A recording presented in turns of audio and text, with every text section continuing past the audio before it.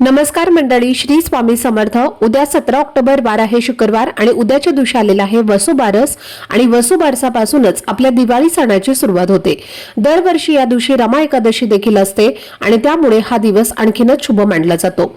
वसुबारस हा फक्त एक सण नाही तर तो आपल्या संस्कृतीत खूप मोठा धार्मिक आणि आध्यात्मिक महत्त्व असलेला दिवस आहे। या दिवशी घरामध्ये दिवाळीचा पहिला दिवा लावला जातो आणि या दिवशी गोमातेची म्हणजे गाय आणि वासराची पूजा केली जाते, कारण गायीला आपल्या धर्मात केवळ एक प्राणी नव्हे तर लक्ष्मीचं प्रतीक मानलं जातं। गायीच्या पूजेमुळे घरात सुख समृद्धी आणि शांती येते असं मानलं जातं।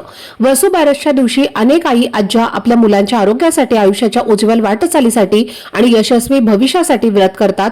याच दिवशी शिवपुराणामध्ये सांगितलेला एक खास उपाय आहे जो प्रत्येक आईने आपल्या मुलांसाठी नक्की करायचा आहे। हा उपाय अगदी साधा सोपा असून फक्त एक दिवा लावायचा असतो। हा दिवा लावल्यामुळे मुलांचे दोष, संकट, अडथळे दूर होतात, त्यांच्या अभ्यासामध्ये मन लागायला लागतं, करिअरमध्ये त्यांना चांगलं यश मिळतं आणि त्यांच्या आयुष्यात एक वेगळीच सकारात्मक ऊर्जा निर्माण होते।